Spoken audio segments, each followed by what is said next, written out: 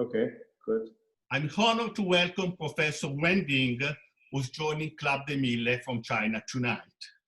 Professor Ding is Professor of Accounting, Vice Chairman and Dean of the prestigious China European International Business School, with campuses across China, in Accra and in Zurich. Yeah, in Professor Ding serves in the board of several listed firms in mainland China, Hong Kong, Europe, and North America. So thank you, Professor Ding, for being with us tonight. Professor, let me summarize my understanding of what is happening in China these days. The National People's Congress is presently in progress. Party leaders have been highlighting their success in containing the virus. Citizens are back to normal life. But Congress has abandoned setting a gross domestic product target for the first time in history. A new stimulus package has been announced, even though less aggressive than some expected. China is now widely forecasted to grow between 1.5% and 2.5% in 2020, after falling 6.8% in the first quarter. Unemployment is expected to rise. So, Professor Ding, against this background, will you please describe for us the go back to normal process in China? Are people optimistic about their future? Yeah. Okay, good. So that's a very relevant question. And as you know, these days, if you look at the cases of a virus, China succeeded in controlling it over roughly 2 months. Now the situation is, on this side, the situation is becoming normal. But the impact, the psychological impact on people's behavior is still there. So if you walk around in the streets of Shanghai, although even the accumulated cases in Shanghai over 3 months is less than 700, and half of them are actually imported cases, but still at least 60% of people in the street, or 70%, are still wearing a mask. You see that, so psychologically, people are still waiting the danger of the virus. And that also impacts a lot on the behavior of the people. And if you look at the service industry, the online service, the delivery service is booming. But if you look at the real shopping people in the shopping malls, the number is not as high as last year yet.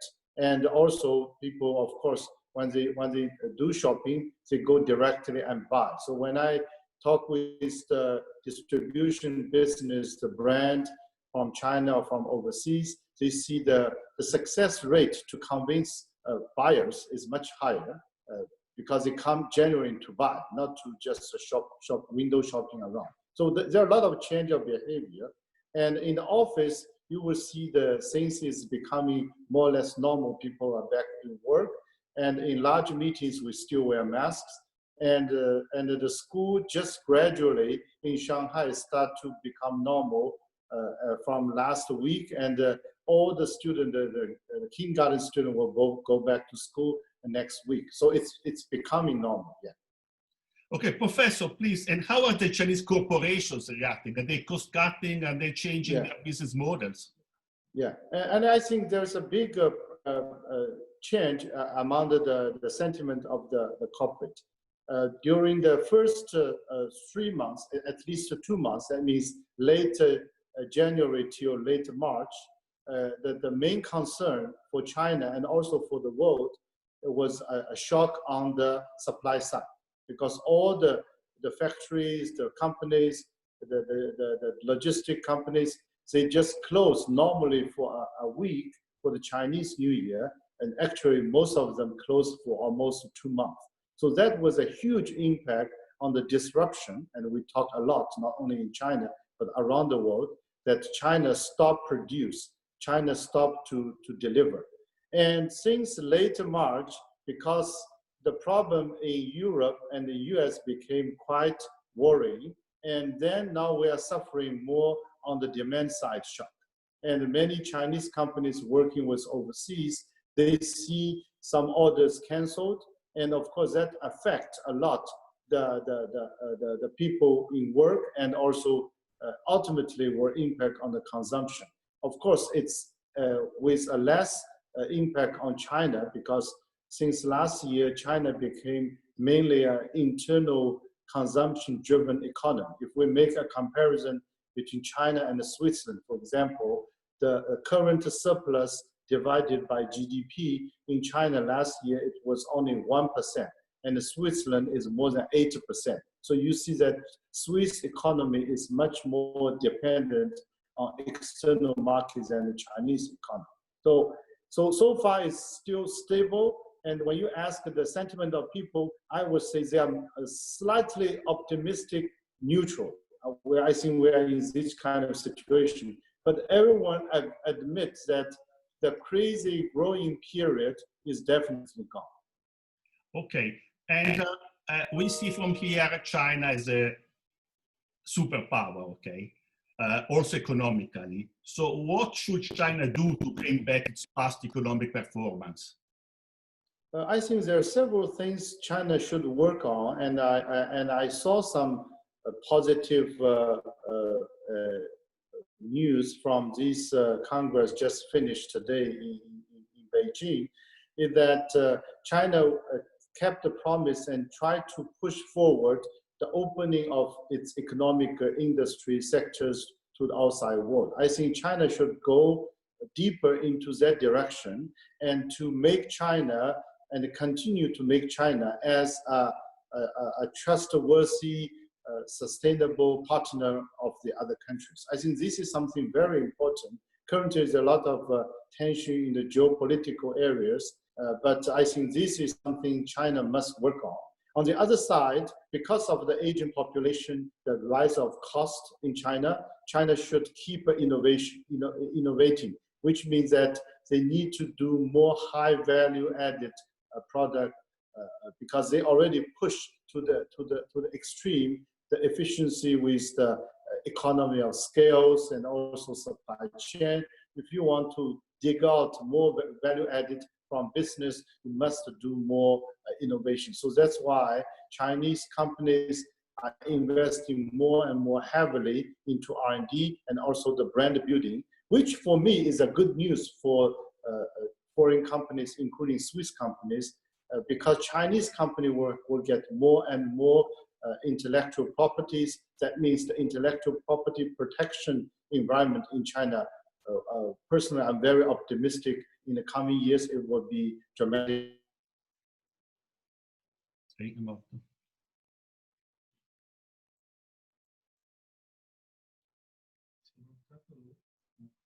Yes? Professor? Yeah? We missed your last words. Okay. Last I said, for the next couple of years, I'm extremely optimistic about the improvement of Chinese protection over the intellectual property, because the Chinese companies are owning more and more of these properties, and they're pushing very hard to the Chinese authorities to establish more robust systems. Professor, in this sense, do you expect the process of Chinese corporation buying foreign corporation to continue in the future? I think they will still continue to come to do more activities, but what they are doing now is we are in a negotiation with the European Union for an investment treaty. I think this is the way to go, because the Europeans, including Swiss, are asking more about the reciprocity from China.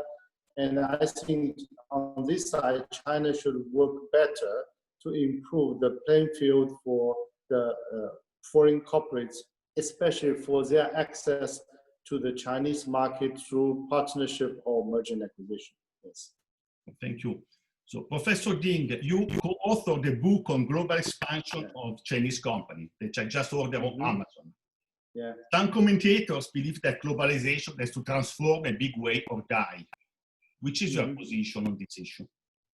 Yeah, I saw many articles putting doubts about the globalization, and we need to analyze it layer by layer, okay?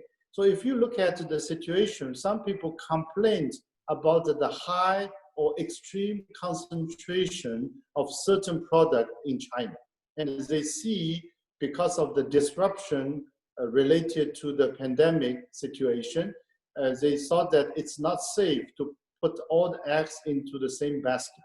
So that's why we are talking more about relocalization of certain pharmaceutical products, PPE, personal protection equipment.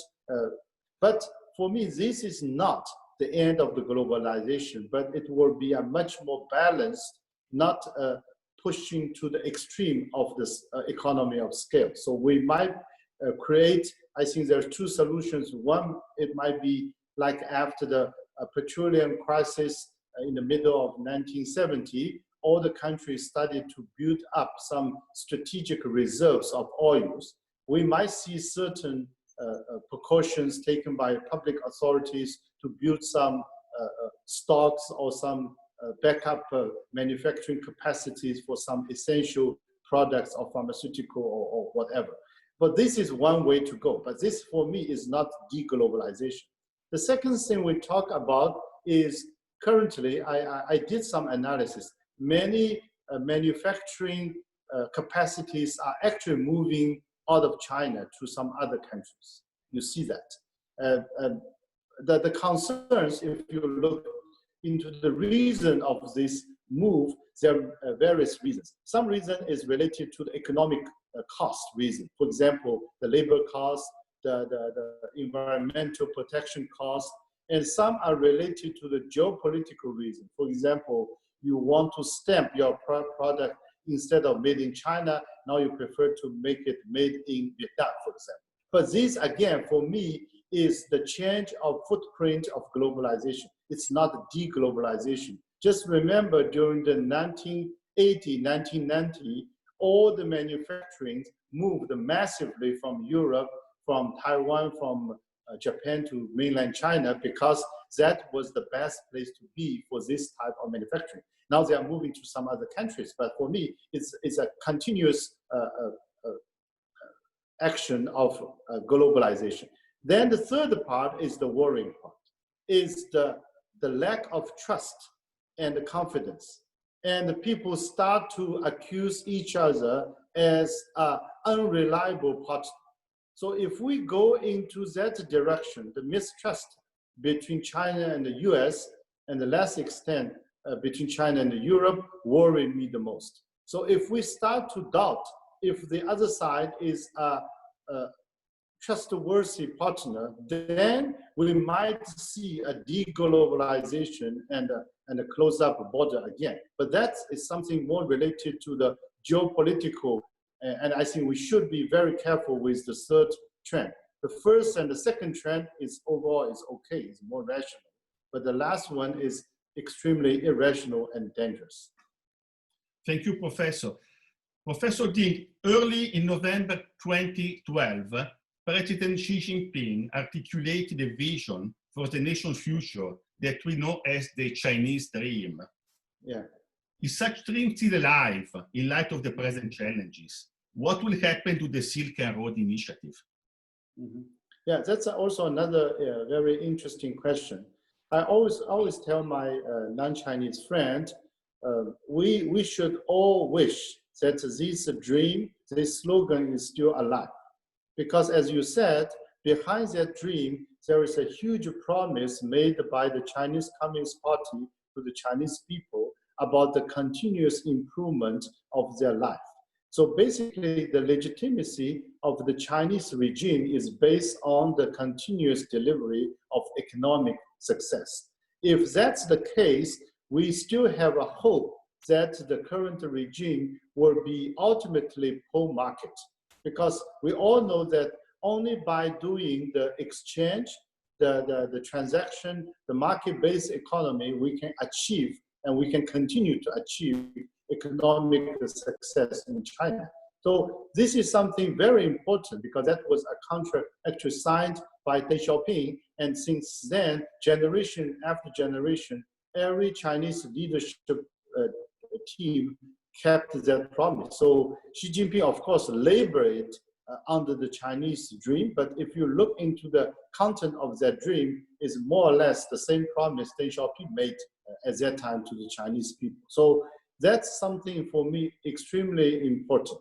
And if you come to the One Belt, One Road, or the new Silk Road strategy, I see there's a lot more and more hesitations among the Chinese authorities recently. They don't promote it in a more confident way. You know why? Because many of the early investment is already into a quite sensitive and sticky situation, as you know, because the investment was made into some countries where the public finance structure was quite fragile.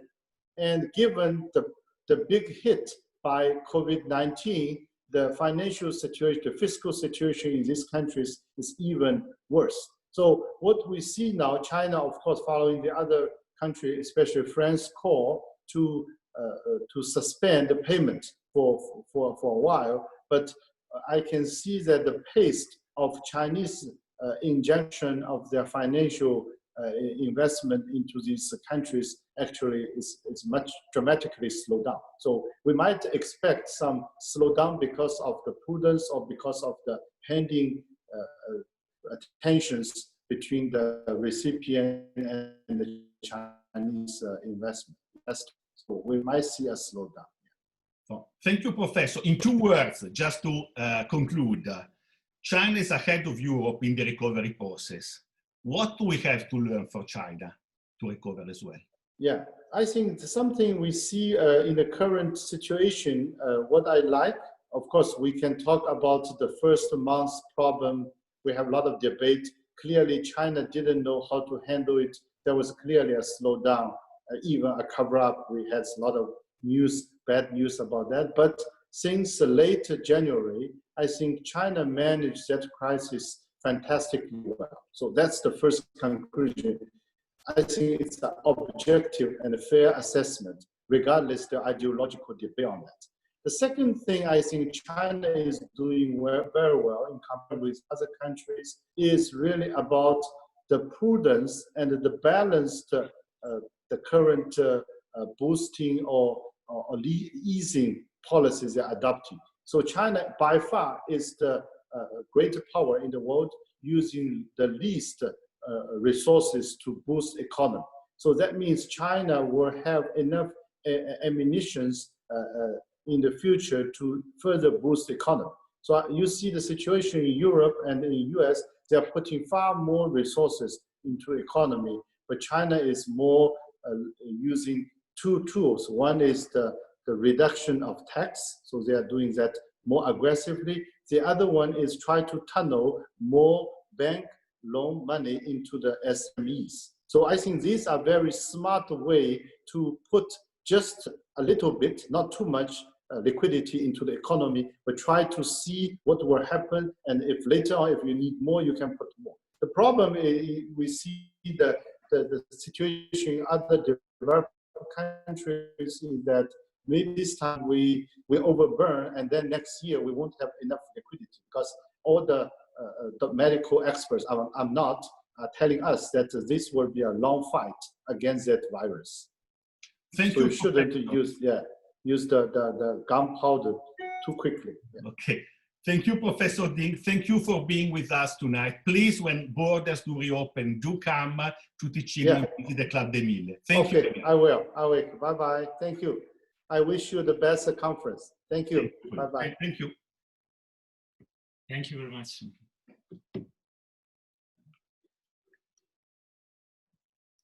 Just a second.